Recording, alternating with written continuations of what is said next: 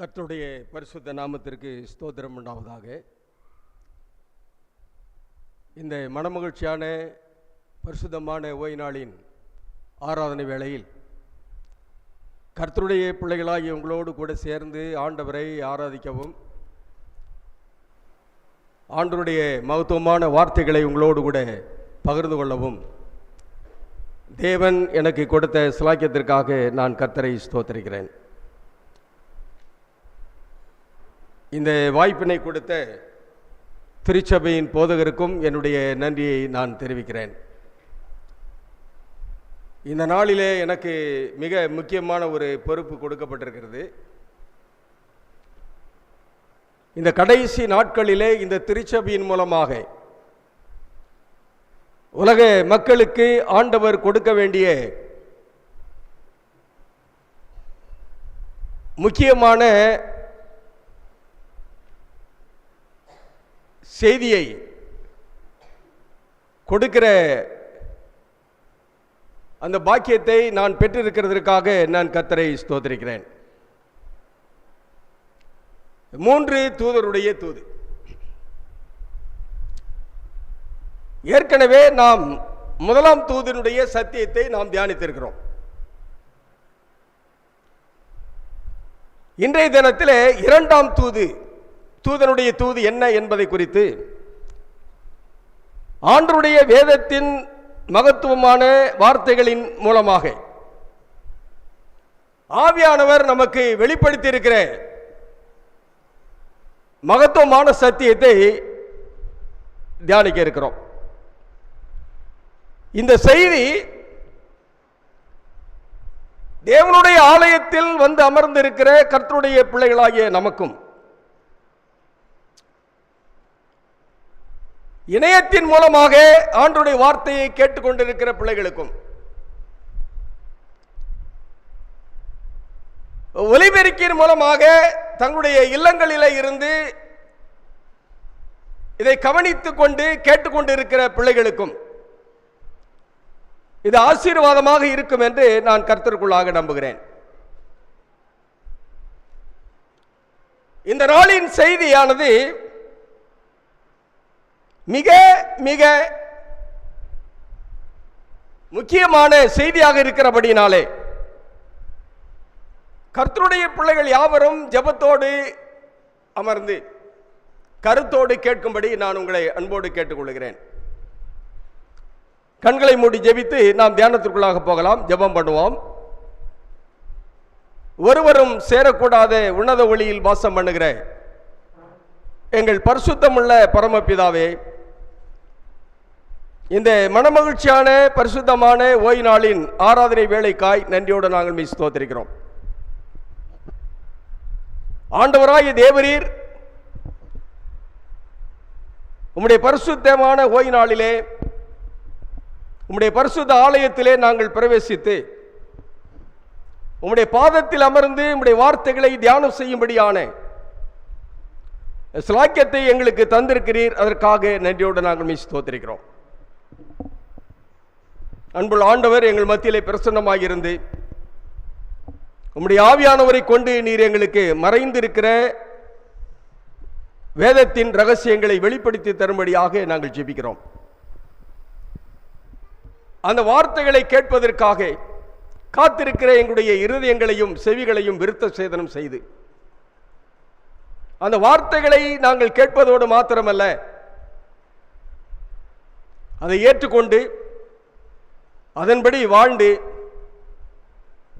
உம்முடைய நாமத்தை மகிமைப்படுத்தி உம்முடைய வருகைக்கென்று ஆயத்தப்பட்டு நீர் 2ஆம் முறை வரும்பொழுது இங்கே கூடியிருக்கிற தேவ பிள்ளைகளாகிய நாங்களும்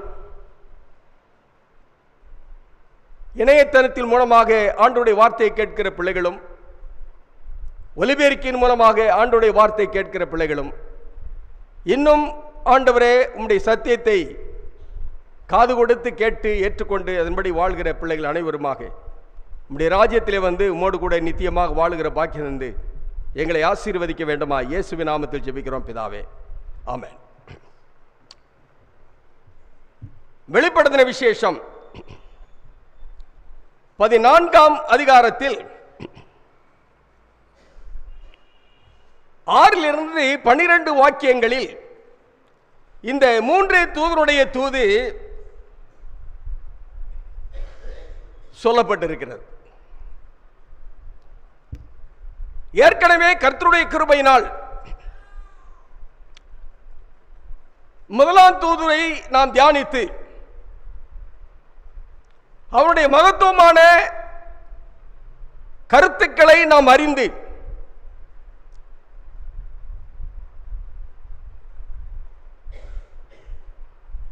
நித்திய சுவிசேஷம் என்றால் என்ன, தேவனுக்கு பயப்படுதல் என்றால் என்ன, தேவனுடைய நாமத்தை நாம் எவ்விதமாக மகிமைப்படுத்த வேண்டும், நாம் எப்படிப்பட்ட காலத்தில் வாழ்ந்து கொண்டிருக்கிறோம், நியாய தீர்ப்பு கொடுக்கும் வேளை வந்தது என்று சொல்லப்பட்ட இந்த வார்த்தையின்படி நம்முடைய ஆண்டவராய் இயேசு கிறிஸ்து அந்த பரலோக ஆசரிப்பு கூடாரத்தில் அவரை ஏற்றுக்கொண்டு அவருக்காக வாழ்ந்து கொண்டிருக்கிற பிள்ளைகளுக்காக பரிந்து பேசும் வேலையை அவர் செய்து கொண்டிருக்கிறார் என்பதையும் அறிந்து கொண்டோம்.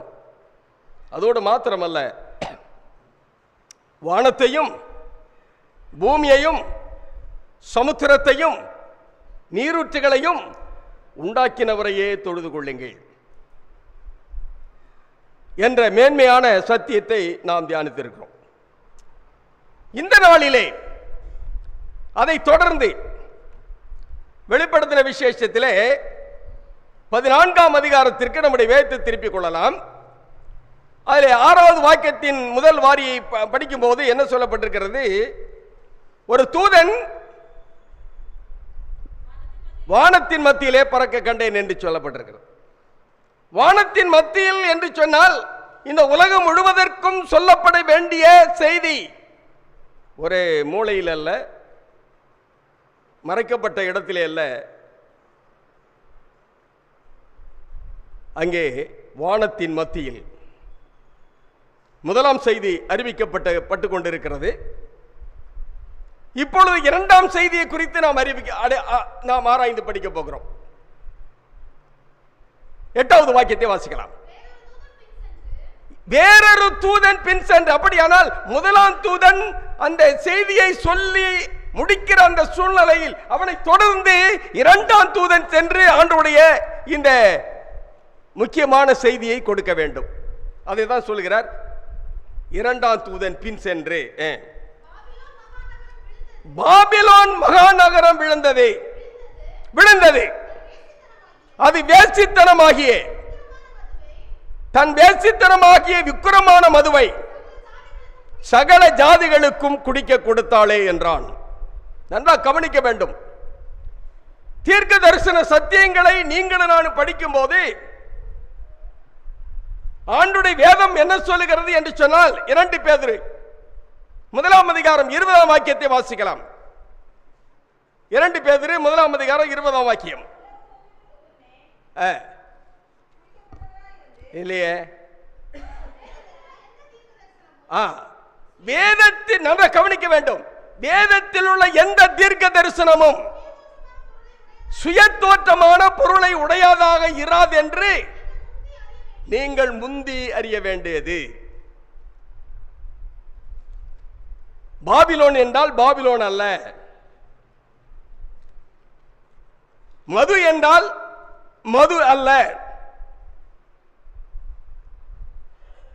வேசித்தனம் என்று சொன்னால் இது ஆவிக்குரிய விதத்திலே அங்கே மாறுபாடான வாழ்க்கை.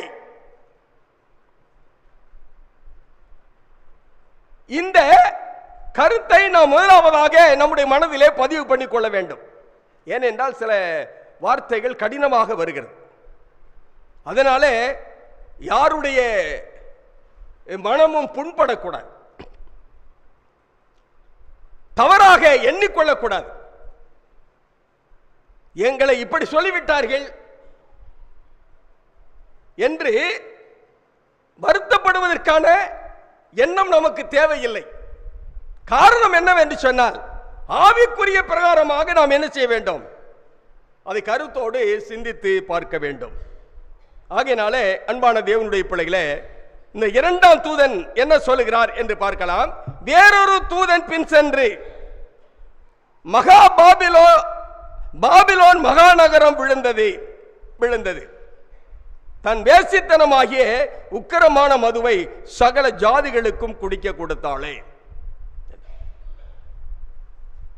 இங்கே இந்த பாபிலோன் என்றால் என்ன என்பதை நாம் அறிய வேண்டும். வேசித்தனம் என்று சொல்லப்பட்டிருக்கிறது அல்லவா, இது ஆவிக்குரிய பிரகாரமாக சிந்தித்து பார்க்க வேண்டிய ஒரு காரியம். மூன்றாவதாக அவள் கொடுத்த உக்கிரமான மது என்ன என்பதை தியானித்து பார்த்து, நீங்களும் நானும் எந்த இடத்தில் இருக்கிறோம், எப்படிப்பட்ட விதத்தில் நாம் வாழ்க்கை நடத்தி கொண்டிருக்கிறோம், எவ்வளவுக்கு நீங்களும் நானும் நம்முடைய ஆண்டவராக இயேசு கிறிஸ்து உண்மை உள்ளவர்களாக இருக்கிறோம் என்பதை ஜெபத்தோடு கூட நாம் தியானம் செய்து பார்க்க வேண்டியது அவசியமாக இருக்கிறது. பாபிலோன்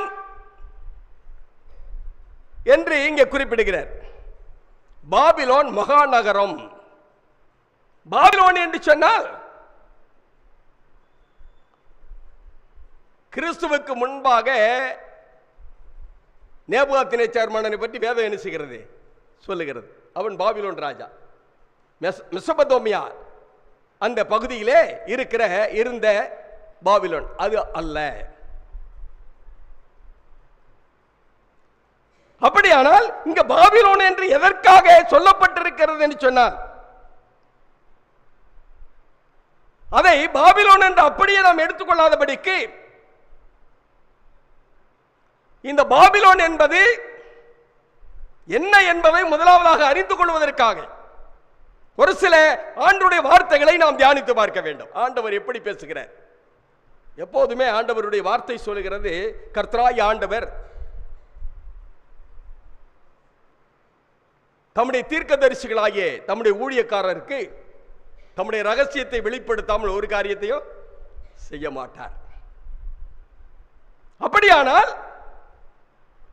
இந்த தீர்க்க தரிசனத்தில் உள்ள ஆவிக்குரிய கருத்துக்கள் தேவனுடைய ஆவியானவரை கொண்டு நமக்கு வெளிப்படுத்தப்பட்டிருக்கிறது. அதற்காக நான் கர்த்தரை ஸ்தோத்திரிக்கிறேன். ஆகவே நீங்கள் நானும் ஆவிக்குரிய பிரகாரமாக அவைகளை எடுத்துக்கொள்ள வேண்டும். ஏனென்றால் இந்த வேத வாக்கியங்கள் எல்லாம் யாரால் எழுதப்பட்டிருக்கிறது? வேத வாக்கியங்கள் எல்லாம் தேவ ஆவியினால் ஏவப்பட்டு எழுதப்பட்டிருக்கிறது. அவைகள் உபதேசத்திற்கும் கடிந்து கொள்ளுதலுக்கும் சீர்திருத்தத்திற்கும் நீதியை படிப்பிப்பதற்கும் பிரயோஜனமாக எண்ணிக்கப்பட்டிருக்கிறது, கொடுக்கப்பட்டிருக்கிறது. எதற்காக? தேவனுடைய மனுஷன் தேறினவனாக இருக்க வேண்டும். ஆகையினாலே அன்பான தேவனுடைய பிள்ளைகளே, முதலாவதாக நீங்கள் நான் அறிந்து கொள்ள போகிற காரியம் என்னவென்று சொன்னால், பாபிலோன் என்ற அந்த வார்த்தையினுடைய அர்த்தம் என்ன என்பதை நாம் அறிந்து கொள்ளலாம். அதற்காக ஒரு வாக்கியங்களை இப்பொழுது நாம் வாசிக்க போகிறோம். வெளிப்படுத்தின விசேஷம் 16வது அதிகாரம். வெளிப்படுத்தின விசேஷம் 16ஆம் அதிகாரம் 13ஆம் 14ஆம் வாக்கியங்களை வாசிக்கலாம். நல்லா கவனிக்கணும், கவனமாக கவனிக்க வேண்டும். அப்பொழுது வலு சர்ப்பத்தின் வாயிலும் மிருகத்தின் வாயிலும் கள்ள தீர்க்கதரிசியின் வாயிலும் இருந்து தவளைகளுக்கு ஒப்பான 3 அசுத்தாவிகள் புறப்பட்டு வர கண்டேன். அவைகள் அற்புதங்களை செய்கிற பிசாசுகளின் ஆவிகள். அவைகள் பூலோகம் உள்ள ராஜாக்களை சர்வ வல்லமையிலுடைய தேவனுடைய மகா நாளில் நடக்கும் யுத்தத்திற்கு கூட்டி சேர்க்கும்படி போகிறது. முதலாவதாக நாம் என்ன அறிந்து கொள்ள வேண்டும் என்றால், தேவனுக்கு எதிரானவர்கள்.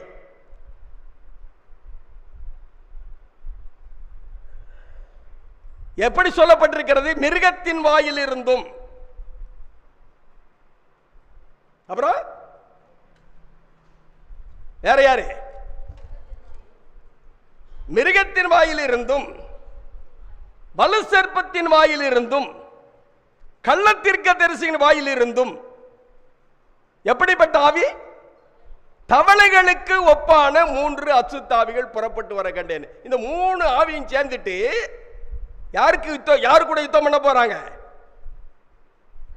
தேவனுக்கு எதிராக யுத்தம் பண்ண போகிறார்கள். அவர்கள் சாதாரணமானவர்கள் அல்ல, அற்புதங்களை செய்கிற, என்ன சொல்லியிருக்காங்க ஒரு வார்த்தை, பிசாசுகளின் ஆவிகள். அப்படின்னா தேவனுக்கு எதிராளி யாரு? பிசாசு. நமக்கு எதிராளி யாரு? அவன்தான். ஆகையினாலே அன்பான தேவனுடைய பிள்ளைகளே, இங்க என்ன நாம பார்க்கிறோம் என்று சொன்னால் 3 அசுத்தாவிகள். அப்படியானா இதை குறித்து நான் கொஞ்சம் ஒருவேளை புதியதாக யாராவது இருக்கிறான்னு சொன்னால் அவர்கள் விளங்கிக் கொள்ளத்தக்கதாக வலு சர்ப்பம் என்றால் என்ன என்று வேதம் நமக்கு என்ன சொல்லுகிறது என்பதை அறியும்படியாக வெளிப்படுத்தின விசேஷம் 12ஆம் அதிகாரம். வெளிப்படுத்தின விசேஷம் 12ஆம் அதிகாரம் 9ஆம் வாக்கியத்தை வாசிக்கலாம்.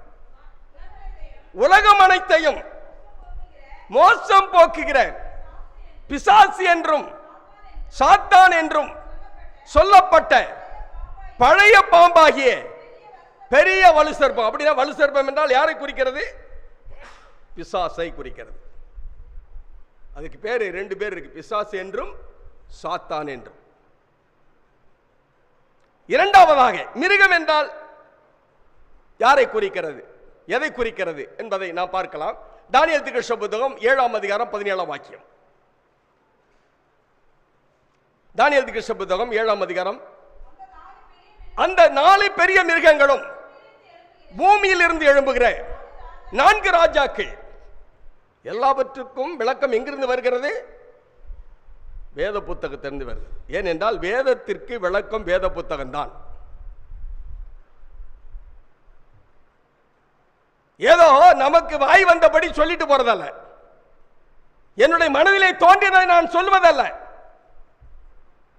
வேத புத்தகத்தில் என்ன காரியத்தை ஆண்டவர் ஆவியானவர் மூலமாக உங்களுக்கும் எனக்கும் எழுதி கொடுத்திருக்கிறாரோ அதன் மூலமாகத்தான் இன்னொரு வேத வாக்கியத்திற்கு விளக்கத்தை நாம் நினைச்ச முடியும், கண்டுகொள்ள முடியும். ஆகினாலே இங்கே மிருகத்தின் வாயிலும் இருந்தும் வலு சர்ப்பத்தின் வாயில் இருந்தும் என்று படிச்சிட்டோம். அப்போ வலு சர்ப்பம் என்று சொன்னால் பிசாசானவன், மிருகம் என்று சொன்னால் ராஜா அல்லது ராஜ்யம். இங்கே ரோம் அரசை குறிக்கிறது. மூன்றாவதாக கள்ளத்தீர்க்கதரிசிகள். கள்ளத்தீர்க்கதரிசிகள் யார் என்பதை நீங்களும் நானும் அறிந்து கொள்ளும்படியாக வேதத்தில் இருந்து விளக்கத்தை நாம் கண்டுகொள்ளலாம். வாசிக்கலாம். அங்கே முதலாவதாக ஆண்டவராகிய கிறிஸ்து சொல்லுகிறார், வாசிக்கலாம். ஆண்டவராகிய கிறிஸ்து என்ன? மத்தேயு எழுதின சுவிசேஷம், மத்தேயு எழுதின சுவிசேஷம் 7ஆவது அதிகாரம் 15ஆவது வாக்கியத்தை வாசிக்கலாம். நல்லா கவனிக்கணும். கள்ளத்தீர்க்கதரிசிகளுக்கு எச்சரிக்கையாக இருங்கள். அவர்கள் ஆட்டுத்தோலை பார்த்துக் கொண்டு உங்களிடத்தில் வருவார்கள், உள்ளத்திலோ அவர்கள் பட்சிக்கிற ஓநாய்கள். இங்கே ஆண்டவராகிய கிறிஸ்து சொல்லுகிறார், கள்ளத்தீர்க்கதரிசிகளுக்கு எச்சரிக்கையாக இருங்கள். அவர்கள் யார் என்று சொன்னால் ஆட்டுத்தோலை பார்த்துக் கொண்டு. ஆட்டுத்தோல் என்று சொன்னால் ஆடு யாரை குறிக்கிறது? இயேசுவை குறிக்கிறது. இதோ யோவான் ஸ்நானகன் சொன்னார், ஆண்டவராகிய கிறிஸ்து அங்கே யோர்தான் நதியில் நடந்து போகும்போது அவரை சுட்டிக்காட்டி அவர் சொன்ன வார்த்தை என்னவென்று சொன்னால், இதோ உலகத்தின் பாவத்தை சுமந்து தீர்க்கிற தேவாட்டுக்குட்டி. நீங்களும் நானும் அந்த தேவாட்டுக்குட்டி இரத்தத்தாலே தான் நான் நினைச்சப்பட்டிருக்கிறோம், மீட்கப்பட்டிருக்கிறோம். அப்படித்தானே? சரி, அது பாருங்க. 1 பேதுரு 1ஆம் அதிகாரம் 18ஆம் 19ஆம் வாக்கியங்கள். உங்கள் முன்னோர்களால் பாரம்பரியமாய் நீங்கள் அனுசரித்து வந்த வீணான நடத்தை நின்று அழிவுள்ள வஸ்துக்களாகிய வெள்ளியினாலும் பொன்னினாலும் மீட்கப்படாமல், நல்லா கவனிக்கணும், என்ன சொல்லப்பட்டிருக்கிறது? குற்றமில்லாத மாசற்ற ஆட்டுக்குட்டியாகிய கிறிஸ்துவின் விலையேற பெற்ற இரத்தத்தினாலே மீட்கப்பட்டிருக்கிறீர்கள். பிரைஸ் காட், ஹல்லேலூயா. அன்பான தேவனுடைய பிள்ளைகளே, இங்கே என்ன வார்த்தையை நாம் அறிந்து கொள்கிறோம் என்று சொன்னால், இந்த கள்ள தீர்க்கதரிசிகள் என்ன செய்வார்கள் சொல்றார்? ஆண்டவர் தான் சொன்னார். மத்தேயு சுவிசேஷம் 5ஆம் அதிகாரம் 6ஆம் அதிகாரம் 7ஆம் அதிகாரம் 3 மலைப்பிரசங்கம். 5ஆம் அதிகாரத்தின் முதலாம் வசனத்தை வாசிங்க. மத்தேயு 5:1.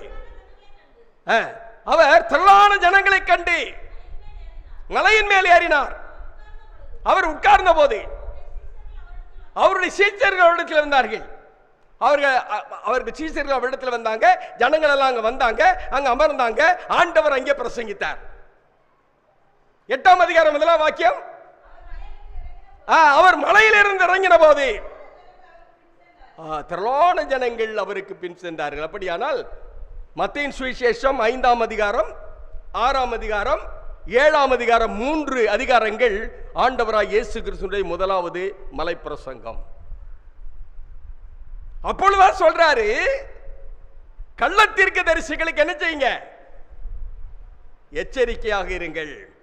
அவர்கள் ஆட்டுத்தோலை போர்த்து கொண்டு, அப்படி என்று சொன்னால் ஆண்டவராய் இயேசு கிறிஸ்துவை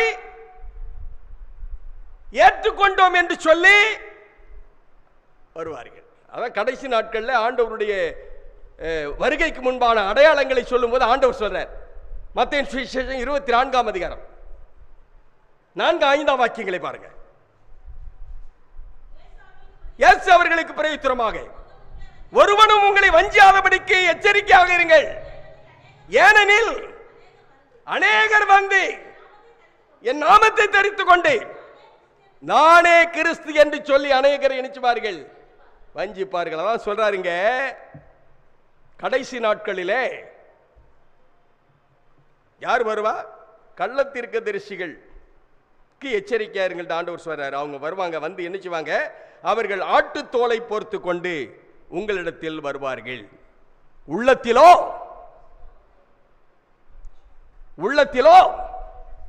அவர்கள் பட்சிக்கிற ஓநாய்கள்.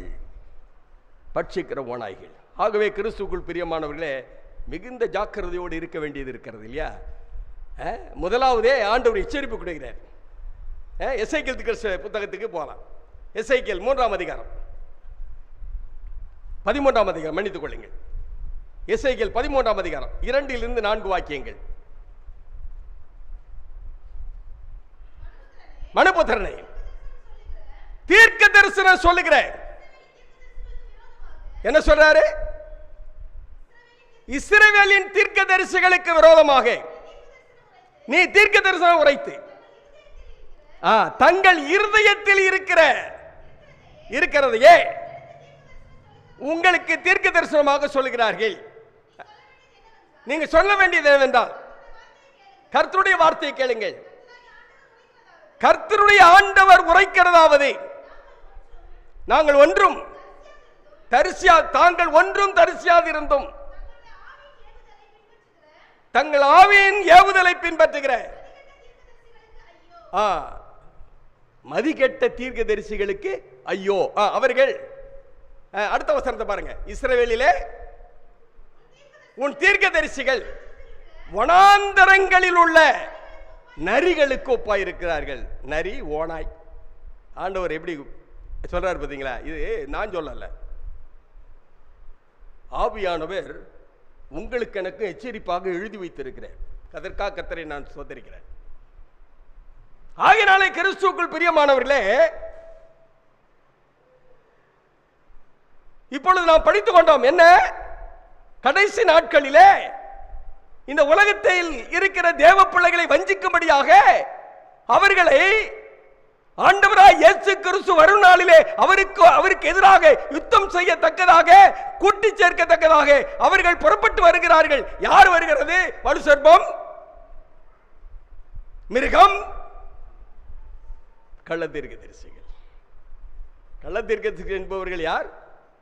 தேவனுடைய வசனத்திற்கு மாறாக தங்களுடைய போதனைகளை செய்கிறவர்கள்.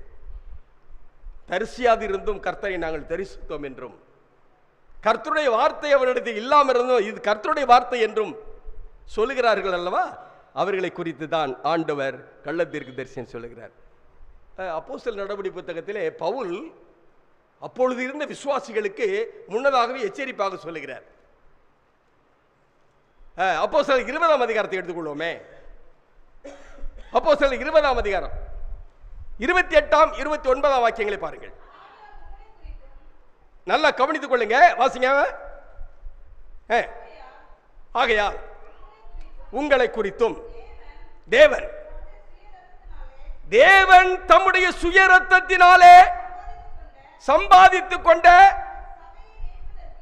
அவருடைய சபையை மேய்ப்பதற்கு பரிசுத்த ஆவி உங்களில் கண்காணியாக வைத்த மந்தை முழுவதையும் குறித்து எச்சரிக்கையா இருங்க. அவர் என்ன எச்சரிப்பு கொடுக்கிறார்? இந்த சபை யார் சம்பாதித்தது?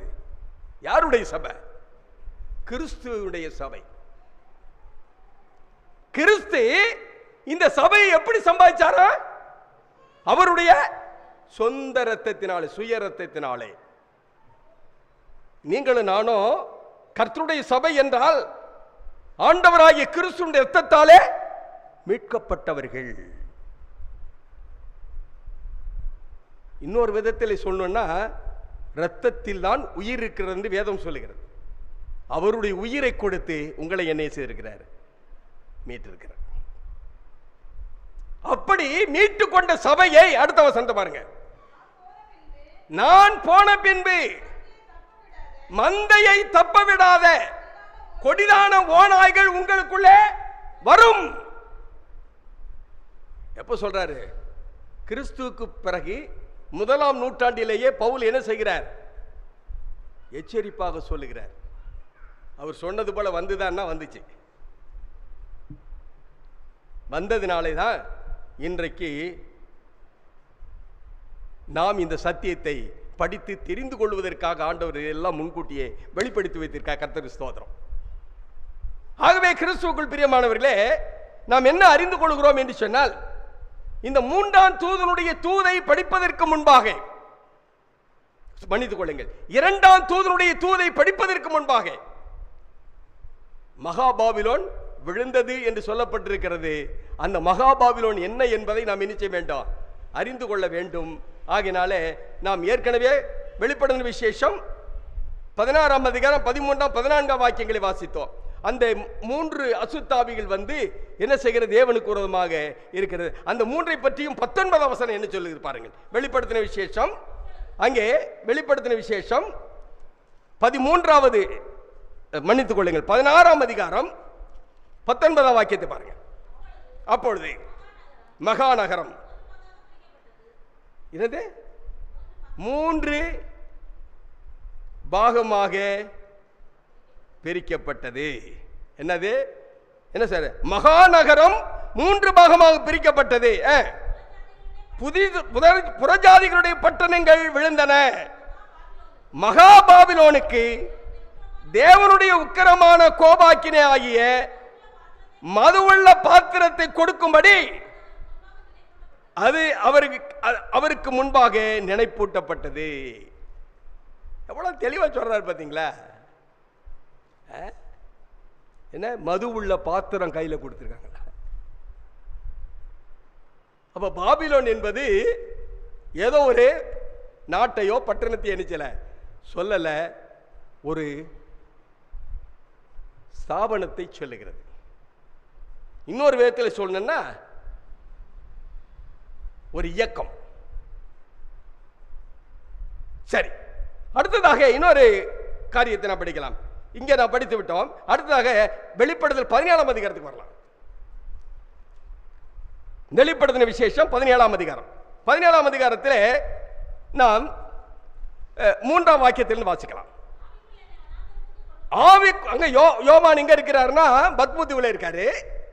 ஊழியத்தின் நிமித்தமாக அவர் சிறையாக்கப்பட்டு அவர் பத்மதீவிலே அங்கே கொண்டு போய் விடப்பட்டிருக்கிறார். அவர் அங்கே தனிமையா இருக்கிறார். அப்படி இருந்தவர் என்ன அங்கே வெளிப்படுத்தின விசேஷம் 1ஆம் அதிகாரம் 10ஆம் வாக்கியத்தை வாசிங்க. வெளிப்படுத்தின விசேஷம் 1ஆம் அதிகாரம் 10ஆம் வாக்கியம். கர்த்தருடைய நாளில் நான் ஆவிக்குள்ளானேன். அப்படியானால் அவரு கர்த்தருடைய நாளில் அவர் ஆவிக்குள்ளானார். ஆண்டவராய் இயேசு கிறிஸ்துவனுடைய பரிசுத்த 7ஆம் நாள் ஓய்வு நாளாகிய அந்த நாளிலே அவர் ஆவியால் நிரப்பப்பட்டு இந்த தரிசனங்கள் எல்லாம் அவருக்கு கிடைக்கப்படுகிறது, கொடுக்கப்படுகிறது. அப்ப ஆவியானவர் அவரோடு கூட என்ன செய்கிறார்? இடைப்படுகிறார். அவர் என்ன செய்கிறார் சொன்னா, அவர் சொல்றாரு, அப்பொழுது மகாநகரம் 3 பாகமாக பிரிக்கப்பட்டது. அதான் என்ன இப்ப 3 படிச்சோம்ல, வலுசர்ப்பம், மிருகம், கள்ளத்தீர்க்கதரிசி. 3 பாகமாக பிரிக்கப்பட்டது. புறஜாதிகளுடைய பட்டணங்கள் விழுந்தன. இங்கேயும் சொல்றாரு, மகா கோபாக்கினையாகிய மது உள்ள பாத்திரத்தை கொடுக்கும்படி அவருக்கு முன்பாக நினைப்பூட்டப்பட்டது. அதை பின்னால படிப்போம், அந்த பாத்திரம் என்னங்கிறதெல்லாம். சரிதானே? ஆக இங்கே நாம் என்ன அறிந்து கொள்கிறோம் என்று சொன்னால், இங்கேயும் 3 பேர் இருக்கிறார்கள். அங்கே இப்பொழுது 17ஆம் அதிகாரத்துக்கு வந்திருக்கிறோம். 17ஆம் அதிகாரத்தில் அங்கே 4ஆம் வாக்கியத்தை பாருங்க.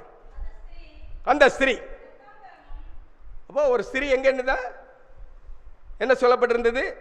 அங்கே 3ஆம் வசனத்தை வாசித்துட்டு அதுக்கு பிறகு வரலாம். ஆவிக்குள் என்னை வனாந்தரத்திற்கு கொண்டு போனார். அப்பொழுது நல்லா கவனிக்கணும், 7 தலைகளையும் 10 கொம்புகளை உடையதும் தூஷணமான நாமங்கள் உடையதுமான சிவப்பு நிறமுள்ள மிருகத்தின் மேல் ஒரு ஸ்திரீ ஏறி இருக்க கண்டேன். நல்லா கவனிக்கணும் அன்பானவர்களே. இங்க மிருகத்தின் மேல் யார் உட்கார்ந்திருக்கா? அந்த மிருகத்துக்கு என்ன இருக்குது? 7 தலை 10 கொம்பு உள்ள ஸ்திரீ, அந்த மிருகத்தின் மீது ஸ்திரீ ஏறி இருக்கிறார். 12ஆம் அதிகாரத்துக்கு வரலாம். வெளிப்படுத்தின விசேஷம் 12ஆம் அதிகாரம். 12ஆம் அதிகாரத்திலே 1 வாசிக்கலாம். அன்றியும் ஒரு பெரிய அடையாளம் வானத்திலே காணப்பட்டது. ஒரு ஸ்திரீ சூரியனை அணிந்திருந்தாள். அவள் பாதங்களில் சந்திரனும் சிரசின் மேல் 12 நட்சத்திரங்களும் உள்ள கிரீடமும் இருந்தன. கர்ப்பவதியாயிருந்து பிரசவ வேதனை அடைந்து பிள்ளை பெறும்படி அலறினாள். அப்பொழுது வேறொரு அடையாளம் வானத்திலே காணப்பட்டது. 7 தலைகளையும் 10 கொம்புகளையும் 10 தலைகளையும் 7 முடிகளையும் உடைய சிவப்பான பெரிய வலுசர்ப்பம் இருந்தது. அன்பான தேவனுடைய பிள்ளைகளே, இது இங்கே 12ஆம் அதிகாரத்தில் ஒரு ஸ்திரீக்கு முன்னால இந்த 7 தலை 10 கொம்பு உள்ள மிருகம், அந்த வலுசர்ப்பம் இருக்கிறது. 17ஆம் அதிகாரத்தில் என்ன படிக்கிறோம்? அந்த ஸ்திரீ எங்கே இருக்கிறார்? அந்த வலுசர்ப்பத்தின் மீது, அந்த மிருகத்தின் மீது அமர்ந்திருக்கிறார். அப்போ இந்த வலுசர்ப்பம் அல்லது ஸ்திரீ என்ன செய்தது? இந்த சூரியனை அணிந்திருந்த ஸ்திரீயை தன் வசப்படுத்தி விட்டது. என்ன சூரியனை அணிந்திருந்தால் என்றால் என்ன தெரியுமா? சங்கீத புத்தகத்துக்கு போங்க. சங்கீத புத்தகம் 84ஆம் சங்கீதம் 11ஆம் வாக்கியத்தை வாசிங்க. தேவனாய கர்த்தர் சூரியனும், என்ன சொல்லப்பட்டிருக்கிறது? தேவனாய கர்த்தர் சூரியனும் கேடகமானவர். அப்படியானால் ஒரு திருச்சபை இந்த பூமியில் இருக்கிறது என்று சொன்னால் அது கிறிஸ்துவை உடைய திருச்சபையாக இருக்க வேண்டும். கிறிஸ்து தான் அதுக்கு தலைவர். ஆனால் இங்கே 17ஆம் அதிகாரத்தில் என்ன படிக்கும்? ஸ்திரீ மிருகத்தின் மீது ஏறி இருக்கிறாள். அப்படியானால் என்ன அர்த்தம்? தன்வசப்படுத்தி விட்டது.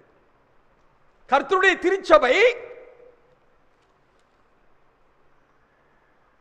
இந்த மிருகத்தின் மூலமாக அது தன்வசப்படுத்தப்பட்டது. அந்த மிருகத்தை பற்றி இன்னும் கொஞ்சம் படிக்கலாம். இன்னும் கொஞ்சம் சரி, இப்போ வெளிப்படுத்தல் 17ஆம் அதிகாரத்துக்கு வரலாம். 17ஆம் அதிகாரத்துக்கு 4ஆம் வாக்கியத்தை வாசிக்கலாம்.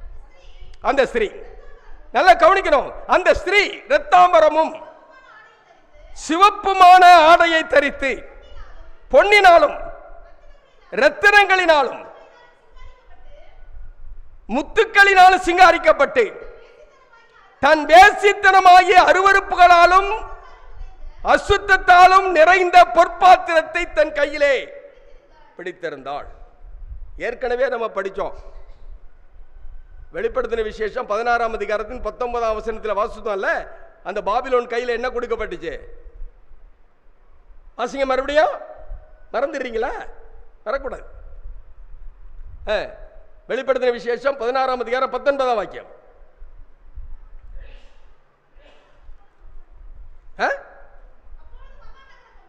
அப்பொழுது மகாநகரம் 3 பங்காக பிரிக்கப்பட்டது. மகா பாபிலோனுக்கு தேவனுடைய உக்கிரமான கோபாக்கினையாகிய மதுவுள்ள பாத்திரம் கொடுக்கப்பட்டது. அன்பானவர்களே, இந்த தீர்க்க தரிசன சத்தியங்கள் எல்லாம் நமக்கு எவ்வளவு அழகா ஆண்டவர் சொல்லி வச்சிருக்க பார்த்தீங்களா? அதைத்தான் இங்க சொல்றாரு 17ஆம் அதிகாரத்தில். அந்த ஸ்திரீ இரத்தாம்பரமும் சோப்பான ஆடையும் தரித்து பொன்னினாலும் இரத்தினங்களினாலும் முத்துக்களினாலும் சிங்காரிக்கப்பட்டு தன் வேசித்தனமான ஆகிய அருவருப்புகளாலும் அசுத்தத்தாலும் நிறைந்த பொற்பாத்திரத்தை தன் கையிலே பிடித்திருந்தா. அப்ப அந்த பொற்பாத்திரத்தில் என்ன இருந்துச்சுன்னு சொல்றாரு? அருவருப்பு, வேசித்தனமான அவேசித்தனம் என்று சொல்லும்போது என்ன? உண்மை இல்லை, அதாவது கணவனுக்கு உண்மை இல்லை. அடுத்த வசனத்தை பாருங்க. மேலும் ரகசியம், வெளிப்படுத்தல் 17:5. மேலும் ரகசியம், மகா பாபிலோன். நல்லா கவனிக்கணும். மகா பாபிலோன் வேசிகளுக்கும் பூமியில் உள்ள அருவருப்புகளுக்கும் தாய் என்ன நாமம் அவள் நெற்றியிலே எழுதியிருந்தது. நான் ஏற்கனவே ஆரம்பத்திலே சொன்னேன், இப்படிப்பட்ட வார்த்தைகள்லாம் வரும்போது அதை அப்படி எண்ணிச்சு கூடாது, நம்ம எடுத்துக்கொள்ளக்கூடாது. அதற்குரிய ஆவிக்குரிய கருத்தை நாம் என்ன செய்ய வேண்டும்? எடுத்துக்கொள்ள வேண்டும். அதற்கு வேத வாக்கியம் தான் நமக்கு என்ன செய்கிறது? விளக்கம் கொடுக்கிறது என்று நாம் அறிந்து கொண்டோம். ஆகினாலே கிறிஸ்துவுக்குள் பிரியமானவர்களே, இந்த மகா பாபிலோன் 3 வல்லமையை உடையதாக இருக்கிறது. வலுசர்பம், மிருகம், கள்ளத்தீர்க்கதரிசி. சரி, இது அப்படியே வச்சுக்கோங்க. இப்போ 13ஆம் அதிகாரத்துக்கு போலாம். அங்க பாருங்க, வெளிப்படுத்தின விசேஷம் 13ஆம் அதிகாரம். 13ஆம் அதிகாரத்தில் 1 வாசிக்கலாம். பின்பு நான் கடற்கரை மணலின் மேல் நின்றேன். நல்லா கவனிக்கணும். அப்பொழுது சமுத்திரத்திலிருந்து ஒரு மிருகம் எழும்போற கண்டேன். அதற்கு 7 தலைகளும் 10 கொம்புகளும் இருந்தன. அதன் கொம்புகளின் மேல் 10 முடிகளும் அதன் தலைகளின் மேல் தூஷணமான நாமமும் இருந்தன. நல்லா கவனிக்கணும் அன்பானவர்களே. இங்க ஒரு மிருகத்தை பற்றி சொல்றார். மிருகன்னா என்ன படிச்சுட்டோம் நம்ம. மிருகன்னா என்ன?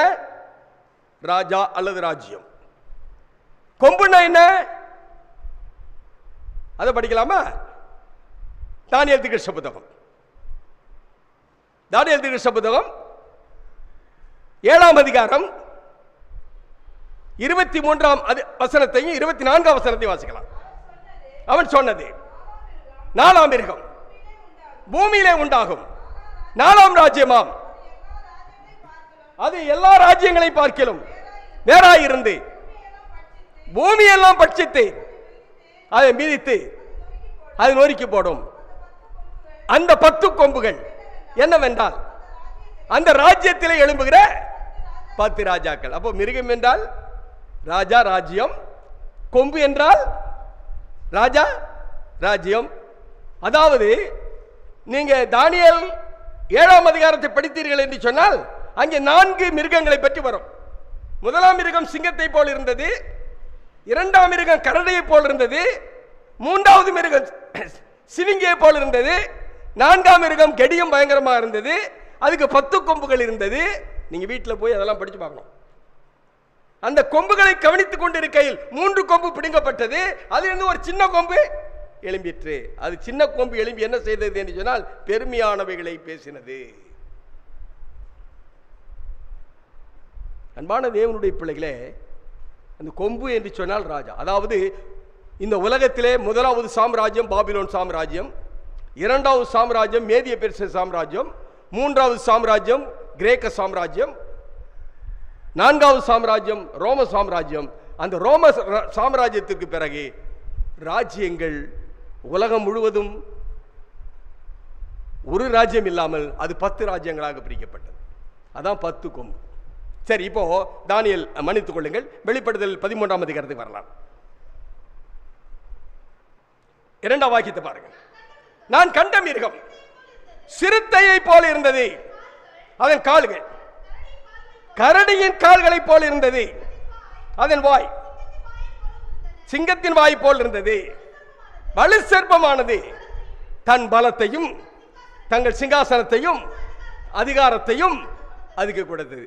இப்ப என்ன செஞ்சிருச்சு? அப்படியானால் இந்த அரசுக்கு இந்த இந்த இது என்ன தானியேல் நீங்கள் 7ஆம் அதிகாரத்தை படிச்சீங்கன்னா இந்த 4ம் தனித்தனியா வரும். இங்கே பார்த்தீங்கன்னா ஒரே மிருகமா வருது.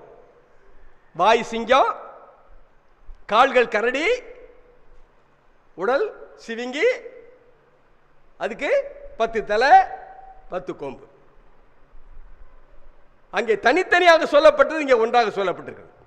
அப்படியானால் ரோம அரசை குறிக்கிறது. இந்த ரோம அரசுக்கு வல்லமையை கொடுத்தது யார் என்று சொன்னால் வலு சர்ப்பம் என்று சொல்லுகிறது. அப்படியா? வலு சர்ப்பம் யாருன்னு படிச்சோம்? பிசாசு. அப்ப பிசாசு அதுக்கு வல்லமையை கொடுத்தது. ஆகையினாலே அது ஆதிக்கம் செய்கிறது. அதோடு மாத்திரமல்ல, இன்னொரு காரியத்தை நாம் அறிந்து கொள்ள வேண்டும். என்னவென்று சொன்னால், இந்த வெளிப்படுத்தல் 13ஆம் அதிகாரத்திலே 11 வசனத்தில் வாசிக்கலாம். அங்கே வேற ஒரு மிருகத்தை பற்றி சொல்றார். பின்பு வேறொரு மிருகம் பூமியில் இருந்து எழும்ப கண்டேன். இது முதலாம் மிருகம் சமுத்திரத்திலிருந்து எழும்பினது. இந்த 2ஆம் மிருகம் எங்க செய்தது? பூமியிலிருந்து எழும்புகிறது. அது ஒரு ஆட்டுக்குட்டிக்கு ஒப்பாக 2 கொம்புகளுடையதாக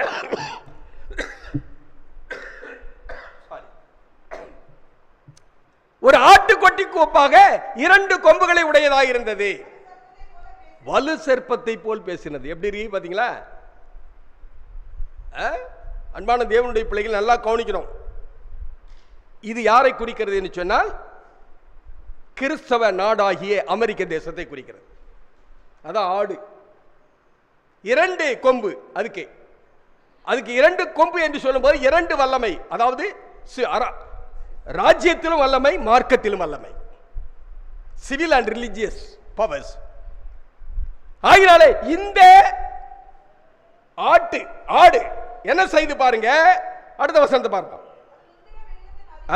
அது முந்தின மிருகத்தின் அதிகாரம் முழுவதையும் அதன் முன்பாக நடப்பித்து சாவுக்கு ஏதுவான காயம் ஆற சொஸ்தமடைந்த முந்தின மிருகத்தை பூமியின் கடிகளும் வணங்கும்படி செய்தது. அப்படின்னா இப்ப எல்லாம் எதை நோக்கி போறாங்க? வலு சர்ப்பம் மிருகத்துக்கு பவர வல்லமை கொடுத்துருச்சு.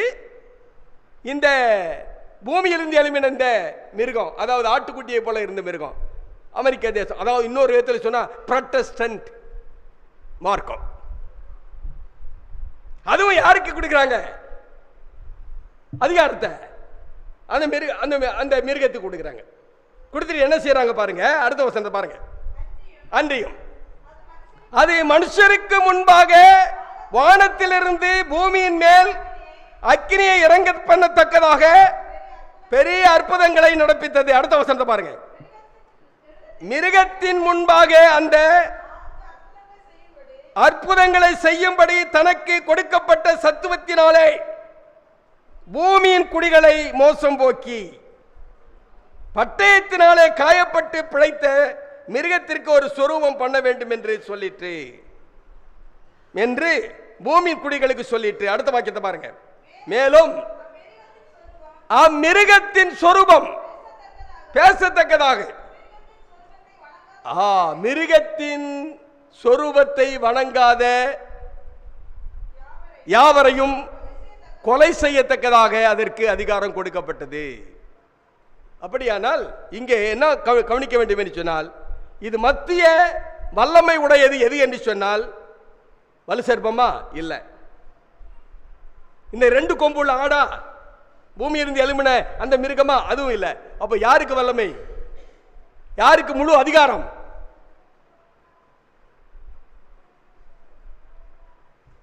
யாருக்கு? மிருகத்திற்கு. மிருகம் என்று சொன்னால் ரோம அரசுக்கு, ரோம வல்லமைக்கு, அதுக்கு தான் முழு அதிகாரம். ஆகையினாலேதான் அடுத்து என்ன காரியத்தை நமக்கு சொல்லுகிறார் சொன்னால், அன்பான தேவனுடைய பிள்ளைகளே, பாபிலோன் என்பது என்ன? 3 வல்லமைகளை சேர்ந்து செயல்படுகிற ஒரு இயக்கம். அதான் பாபிலோன். பாபிலோன் விழுந்தது. மறுபடியும் அங்கே வெளிப்படுத்தின விசேஷம் 14ஆம் அதிகாரத்தில் 14ஆம் அதிகாரத்தில் 8ஆம் வாக்கியத்தை மறுபடியும் வாசிக்கலாம். வேறொரு தூதன் பின் சென்று, பாபிலோன் மகாநகரம் விழுந்தது. விழுந்தது. நல்லா கவனிக்கணும். மகா பாபிலோன் மகாநகரம் விழுந்தது. விழுந்தது. அது தன் வேசித்தனமான உக்கிரமான மதுவை ஜகல ஜாதிகளுக்கும் குடிக்க கொடுத்தாளே. சரி, இன்னொரு கேள்வி வருகிறது. இப்ப பாபிலோன் என்னன்னு படிச்சிட்டோம், 3 வல்லமைகள் சேர்ந்த ஒரு இயக்கம். இரண்டாவது என்ன படிக்கிறோம் அப்படி சொன்னா, மகா பாபிலோன் விழுந்தது. விழுந்தது 2 தடவை சொல்லியிருக்கு. ஆண்டவராய் இயேசு கிறிஸ்து சுவிசேஷத்தை படிச்சு பாருங்க. ஆண்டவர் அங்க சொல்லுவாரு, மெய்யாகவே மெய்யாகவே நான் சொல்லுகிறேன். ஆங்கிலத்தில் வெர்லி வெர்லி ஐ சே அன்டு யூ அப்படின்னு வரும். அப்படின்னா என்ன அர்த்தம்? உண்மையாக சொல்றார்.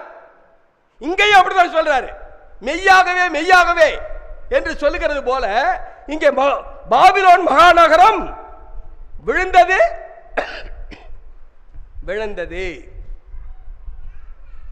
ஏன் விழுந்துச்சு? அடுத்த கேள்வி. விழுந்ததனுடைய காரணம் என்ன? சரி, முதலாம் தூதனுடைய தூதை பாருங்க. 7வது வாக்கியம், அதாவது 6ஆம் வாக்கியத்தை வாசித்து 7ஆம் வாக்கியத்தை வரலாம். வெளிப்படுத்தல் 14:6-7. பின்பு வேறொரு தூதன் வானத்தின் மத்தியிலே பறக்க கண்டேன். அவன் பூமியிலே வாசம் பண்ணுகிறேன் சகல ஜாதிகளுக்கும், கோத்திரத்தாருக்கும், பாசைக்காரருக்கும், ஜனக்கூட்டத்தாருக்கும் அறிவிக்கத்தக்கதான நித்திய சுவிசேஷத்தை உடையவனாயிருந்து. அடுத்து மிகுந்த சத்தமிட்டு தேவனுக்கு பயந்து அவரை மகிமைப்படுத்துங்கள், அவர் நியாய தீர்ப்பு கொடுக்கும் வேளை வந்தது. வானத்தையும் பூமியும் சமுத்திரத்தின் நீரூற்றுகளையும் உண்டாக்கினவரையே தொழுது கொள்ளுங்க. இது முதலாவது தூது. இந்த முதலாம் தூது என்ன சொல்லுகிறது என்று சொன்னால், நித்திய சுவிசேஷம். நித்திய சுவிசேஷம் என்ன என்று சொன்னால், நமக்கு அந்த சுவிசேஷம் என்று சொல்லும் போது ரட்சிப்பின் செய்தி. ரட்சிப்பு நமக்கு எப்படி கிடைக்கிறது? யார் மூலமாக கிடைக்கிறதுனா, இயேசு கிறிஸ்துவின் மூலமாக மாத்திரமே. நாம் செய்கிற நீதியின் கிரியைகளினாலே அல்ல, இயேசு கிறிஸ்துவால் மாத்திரமே ரட்சிப்பு. அதைத்தான் சொல்றாரு அப்போஸ்தலர் 4:12 சொல்லுகிறார், அவராலே அன்றி வேறு ஒருவராலும் ரட்சிப்பில்லை, வானத்தின் கீழெங்கும் மனுஷர்களுக்குள்ளே நாம் ரட்சிக்கப்படும்படிக்கு வேறொரு நாமம் கட்டளையிடப்படவில்லை. இரண்டாவதாக நித்திய சுவிசேஷத்தில் என்ன காரியத்தை பார்க்கிறோம் என்று சொன்னால், நம்முடைய ஆண்டவராய் இயேசு கிறிஸ்து அப்படி பாவம் மன்னிப்பை பெற்று ரட்சிப்படைந்தவர்களுக்காக பரிந்து பேசுகிற ஆசாரியராக இருக்கிறார். இந்த பூமியிலே ஆசாரியர்கள் இருந்தார்கள், ஜனங்களுக்காக தேவனுக்கு முன்பாக நின்றார்கள். இப்பொழுது பரலோகத்திலே நுட்ப நியாய விசாரணை என்ன செய்கிறது? நடந்து கொண்டிருக்கிறது. அங்கே பிதாவுக்கு முன்பாக நிற்கிறவர் யார்? நம்முடைய ஆண்டவராகிய இயேசு கிறிஸ்து. அவர்தான் பிரதான ஆசாரியர். ஆகினாலே அந்த ஆசாரியர் நம்மை ரட்சித்ததோடு மாத்திரமல்ல, நமக்காக என்ன செய்கிறார்? பரிந்து பேசிக் கொண்டிருக்கிறார். அடுத்ததாக சொல்லுகிறார், கர்த்தருக்கு பயந்து அவரை மகிமைப்படுத்துங்கள். கர்த்தருக்கு பயப்படுதுன்னா என்ன அர்த்தம்? கர்த்தருக்கு பயந்து அவரை மகிமைப்படுத்துனா என்ன அர்த்தம் தெரியுமா? நீதிமொழி அங்க பிரசங்கின் புஸ்தகம், மன்னித்துக் கொள்ளுங்கள், பிரசங்கின் புஸ்தகம் 12ஆம் அதிகாரம் 13ஆம் வாக்கியம்.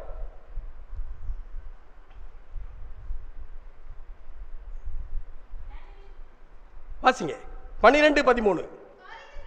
காரியத்தின் கடைத்தொகையை கேட்போமாக தேவனுக்கு பயந்து. நல்லா கவனிக்கணும். தேவனுக்கு பயப்படணும்னா என்ன அர்த்தம் தெரியுமா? அவருடைய கற்பனைகளை கைக்கொள். இது எல்லா மனுஷர் மேல் விழுந்த கடமை. அன்பான தேவனுடைய பிள்ளைகளே, ஆண்டவருக்கு பயப்படுதல் என்றால் என்ன அர்த்தம் அப்படின்னா அவருடைய கற்பனையை கைக்கொள்றதுதான். அதைத்தான் சொல்றாருங்க. முதலாம் தூதிலே என்ன சொல்லுகிறார்? கர்த்தருக்கு பயந்து அவரை மகிமைப்படுத்துங்கள். அப்படின்னா யாருக்கு தான் மகிமை? கர்த்தருக்கு தான். மனிதனுக்கோ வேறு யாருக்கோ கிடையாது. இயேசு கிறிஸ்துவுக்கு மாத்திரமே மகிமை. அந்த மகிமையை வேறு ஒருவருக்கும் விட மாட்டேன் ஆண்டவர் சொல்லியிருக்காரு. நீங்களும் நானும் யாருக்கு மகிமை செலுத்துகிறோம்? யாரை தெய்வமாக ஏற்றுக்கொண்டிருக்கிறோம்? யாரை மாத்திரம் நீங்களும் நானும் பின்பற்றுகிறோம்? யாருக்கு மாத்திரம் நீங்களும் நான் கீழ்ப்படுகிறோம்? அன்பான தேவனுடைய பிள்ளைகளே, நீங்களும் நானும் கர்த்தருக்கு பயந்து அவரை மகிமைப்படுத்துகிறோம். அடுத்து சொல்றாரு, வானத்தையும் பூமியையும் சமுத்திரத்தையும் நீரூற்றுகளையும் உண்டாக்கினவரே தொழுதுகள். ஏன் என்று சொன்னால், இப்பொழுது நம்முடைய ஆண்டவராய் இயேசு கிறிஸ்து பிதாவுக்கு முன்பாக பரிந்து பேசும் வேலை செய்து கொண்டிருக்கிறார். நியாய தீர்ப்பு கொடுக்கும் வேலை வந்தது. வானத்தை பூமி சமுத்திரத்தின் நீரூற்றுகளை உண்டாக்கினவர் நம்முடைய தெய்வம் என்பதற்கு அடையாளம் என்ன? அதுதான் வாரத்தின் 7ஆம் நாள் ஆகிய ஓய்வு நாள்.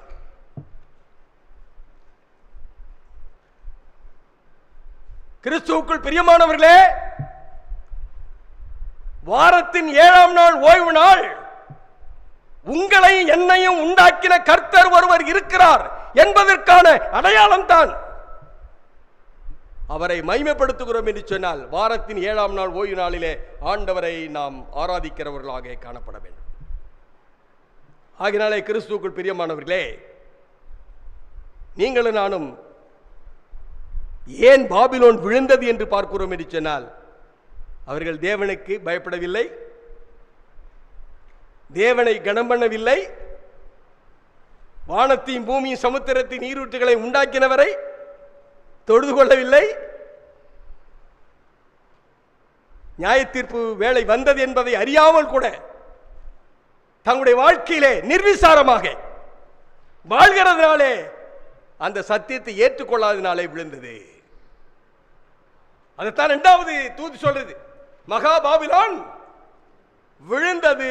விழுந்தது விழுந்து என்ன ஆச்சு? வாசிக்கலாம், பார்ப்போம் மறுபடியும். வெளிப்படுத்தின விசேஷம் 14:9. மன்னிக்கவேன் 8.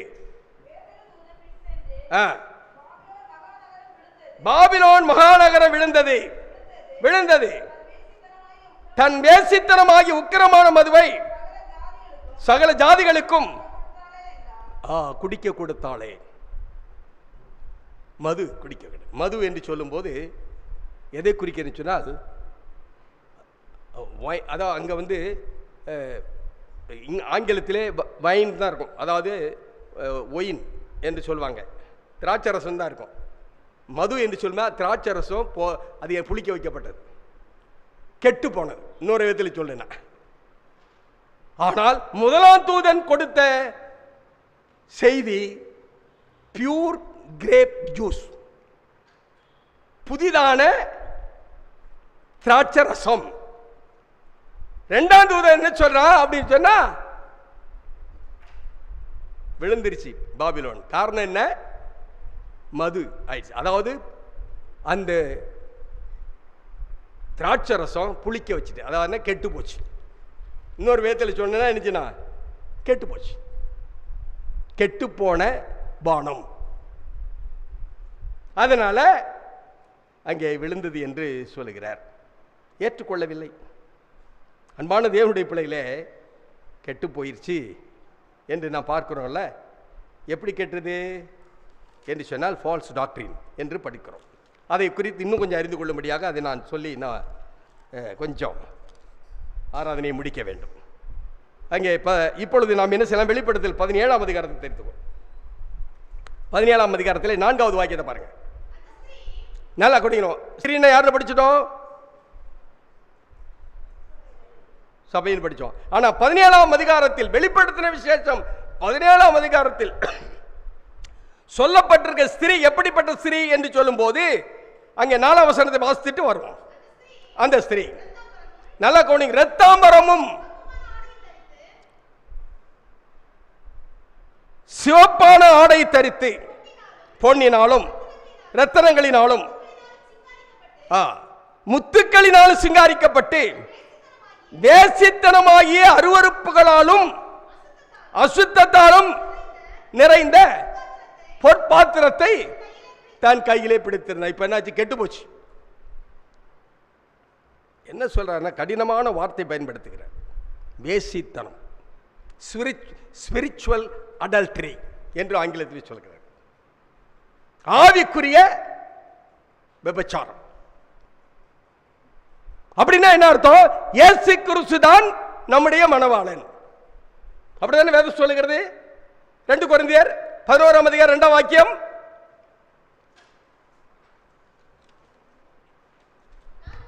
நான் உங்களை கற்புள்ள கன்னிகையாக கிறிஸ்து, நல்லா கவனிக்கணும், கிறிஸ்து என்னும் ஒரே புருஷனுக்கு ஒப்பு கொடுக்க நியமித்தபடியால் உங்களுக்காக பக்தி வைராக்கியம் கொண்டிருக்கிறேன். பவுல் எழுதினார். கற்புள்ள ஸ்திரீ. கற்புள்ள ஸ்திரீன்னா என்ன அர்த்தம்? உண்மை உள்ள கிறிஸ்து என்னும் ஒரே புருஷனுக்காக, அதாவது கிறிஸ்துவை மாத்திரம் பற்றி கொண்டு இருக்கிறவர்கள், வேற யாரும் அவங்களுக்கு தேவையில்லை. ஆனா ஏசாயாவில் ஒரு வசனம் சொல்லி தெரியுங்களா? 4ஆம் அதிகாரம் 1ஆம் வசனத்தில் வாசிக்கும் போது என்ன சொல்லுது? அந்நாளில் 7 ஸ்திரீகள் ஒரே புருஷனை பிடித்துக் கொண்டு, நாங்கள் எங்கள் சொந்த ஆகாரத்தை புசிப்போம், சொந்த வஸ்திரத்தை உடுப்போம், உங்கள் நிந்தை நீங்கும்படிக்கு உங்கள் பெயர் மாத்திரம் எங்கள் மேல் இருக்கட்டும் என்பார்கள். அப்போ ஒரு பெண்ணு எத்தனை பேரை பிடிச்சிட்டு இருக்க? அன்பான தேவனுடைய பிள்ளைகளே, ஒன்றுக்கு மேற்பட்ட சபை இன்றைக்கு இயேசுவை பிடித்து கொண்டு தங்களுடைய இஷ்டம் போல வாழ்ந்து கொண்டிருக்காங்க. அவர்களை குறிக்கும்படியாகத்தான் இந்த வார்த்தை பயன்படுத்தப்பட்டிருக்கிறது. அதோடு மாத்திரமல்ல, அவருடைய கையில் என்ன இருந்துச்சு? ஒரு பொற்பாத்திரம் இருந்தது. அந்த பொற்பாத்திரத்தில் என்ன இருந்துச்சு அப்படின்னு சொல்லும் போது என்ன சொல்லியிருக்கே? தன் வேசித்தனமாகிய அருவருப்புகளாலும் அசுத்தத்தாலும் நிறைந்திருந்த பொற்பாத்திரத்தை தன் கையிலே பிடித்திருந்தாள். அன்பானவர்களே, எவ்வளவுக்கு கடினமான வார்த்தை ஆண்டவர் சொல்றார் பார்த்தீங்களா? இப்போ இந்த பாத்திரத்தின் மது என்ன? மது குடித்தவங்களுக்கு மயக்கம் இல்லையா? யாருக்கெல்லாம் அது அது அந்த மது கொடுக்கப்பட்டனா சகல ஜாதிகளுக்கும் குடிக்கப்படுத்தாங்க. அதான் 2வது தூதனுடைய தூது சொல்லுகிறது. 14ஆம் அதிகாரத்தில் 8ஆம் வாக்கியத்தை வாசிக்கலாம் மறுபடியுமாக. வேறொரு தூதன் பின் சென்று, பாபிலோன் மகாநகரம் விழுந்தது, தன் வேசித்தனமாகிய உக்கிரமான மதுவை சகல ஜாதிகளுக்கும் குடிக்க கொடுத்தாள். மது குடிச்சவங்கள்ட்ட பேசினா எப்படி இருக்கும்? நாம் சொல்லுவது எதையுமே என்ன செய்யாது, ஏற்றுக்கொள்வதற்காக அதே நிலைமை தான் இருக்கும். ஆகவே கிறிஸ்துவுக்குள் பிரியமானவர்களே, மணவாளனாகிய கிறிஸ்துவுக்கு உண்மை உள்ளவர்களாக இருக்க வேண்டும். அப்போ அப்படி இல்லாததுனால தான் இந்த பாபிலோன் என்ற வார்த்தை பயன்படுத்தப்பட்டு விழுந்துருச்சு. அப்படியானா அருவருப்பான அருவருப்புகளால் நிறைந்த பாத்திரம் அவ கையில் இருக்கு. ஒரே ஒரு வசனத்தை வாசித்துட்டு நான் முடிக்கிறேன். மீதமுள்ளதை நாம் இன்று மாலை இணைச்சுவோம், தியானம் செய்யலாம். இப்பொழுது நாம் எரேமியா தீர்க்கதரிசி புத்தகத்துக்கு வரலாம். எரேமியா தீர்க்கதரிசன புத்தகம் 51ஆம் அதிகாரம். எரேமியா தீர்க்கதரிசன புத்தகம் 51ஆம் அதிகாரம் 7ஆம் 8ஆம் வாக்கியங்கள். நல்லா கவனிக்கணும் அன்பானவர்களே. பாபிலோன் எதை பற்றி படிச்சுக்கிட்டு இருக்கோம்? பாபிலோன் மகாநகரம் விழுந்தது விழுந்தது. தன்னுடைய உக்கிரமான மதுவை சகல ஜாதிகளுக்கும் குடிக்க கொடுத்தாலே. அங்கே வெளிப்படுத்துகிற விசேஷம் 17ஆம் அதிகாரத்தில் வாசிக்கும் போது ஒரு ஸ்திரீ 7 தலைகளும் 10 கொம்புகளும் உடைய சிவப்பான வலு சர்ப்பத்தின் மேல் மிருகத்தின் மேல் ஏறி இருந்தாள். அவள் இரத்தாம்பரமும் ஆபரணங்களால் தரித்து தன்னுடைய கையிலே அருவருப்புகளால் நிறைந்த பொற்பாத்திரத்தை பிடித்திருந்தார். எவ்வளவு தெளிவா சொல்றாரு பாத்தீங்களா? அதான் ஆண்டவர் சொன்னாரு, வேத வாக்கியங்களை ஆராய்ந்து பாருங்கள், அவைகளால் உங்களுக்கு நித்திய ஜீவன் உண்டு. அப்ப ஆராய்ஞ்சு படிக்கணும். சரி, இப்போ நான் என்ன சொன்னேன்? எரேமியா தீர்க்கதரிசன புத்தகம் சொன்னேன் இல்லையா? 51ஆம் அதிகாரத்துக்கு வரலாம். 51ஆம் அதிகாரம் 7ஆம் 8ஆம் வாக்கியங்களை வாசிக்கலாம். எதை பற்றி பேசுறாரு இங்கேயும்? பாபிலோன் கர்த்தருடைய கையில் உள்ள பொற்பாத்திரம், அது பூமி அனைத்தையும் வெறிக்க பண்ணினது. நல்லா கவனிக்கணும். அங்கே என்ன சொல்லியிருக்கு? மது கொடுத்தேன், மது குடிச்சா என்ன அர்த்தம்? வெறி தானே, மதுபான வெறி. அதான் சொல்றாருங்க. வாசிங்க. அதன் மதுவை ஜாதிகள் குடித்தார்கள், ஆகையால் ஜாதிகள் புத்தி மயங்கி போனார்கள். அதனாலதான் நம்ம போய் இந்த தெளிவான சத்தியத்தை சொல்ல சொல்ல யாரும் கேட்க மாட்டாங்க. Because they are all drunkard. அவங்க எல்லாம் மது குடிச்சு மது மயக்கத்தில் இருக்கிறார்கள். ஆகையினால தான் ஆண்டவருடைய சத்தியத்தை சொல்லும் போது அந்த சத்தியத்தை ஏற்றுக்கொண்டு மனம் திரும்புவதற்கு அங்க இடமில்லை. எவ்வளவு பேர் அருமையான சத்தியத்தை நம்ம கொடுத்துருக்காரு பார்த்தீங்களா ஆண்டவர். மறுபடியும் வாசிக்கலாம். பாபிலோன் கர்த்தருடைய கையில் உள்ள பொற்பாத்திரம், அது பூமி அனைத்தையும் வெறிக்க பண்ணினது, அதன் மதுவை ஜாதிகள் குடித்தார்கள், ஆகையால் ஜாதிகள் மதிமயங்கி போனார்கள். அடுத்த வாக்கியத்தை பாருங்க. பாபிலோன் சடுதியில் விழுந்து தகர்ந்தது. அதான் சொன்னார். 2வது தூதன் வந்து சொன்ன வார்த்தை என்ன? மகா பாபிலோன் விழுந்தது விழுந்தது. அந்த பொற்பாத்திரத்தை கையில பிடிச்சிருந்தாங்க.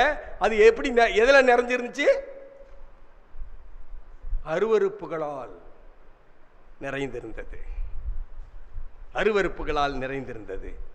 ஆகவே கிறிஸ்துவுக்குள் பிரியமானவர்களே, ஆண்டவருடைய வார்த்தை சொல்லுகிறது, பாபிலோன் சடுதியில் விழுந்து தகர்ந்தது. அதற்காக அலறுங்கள், அதற்காக அலறுங்கள், அதின் நோவை ஆற்ற பிசின் தைலம் போடுங்கள், ஒருவேளை குணமாகும். அப்படின்னா பிசின் தைலம் போடுங்க அப்படின்னா ஆண்டவர் என்ன சொல்றார்? இந்த சத்தியத்தை சொல்லுங்க, ஒருவேளை அவங்க நினைச்சுவாங்க மனம் திரும்பி குணப்படுவார்கள்.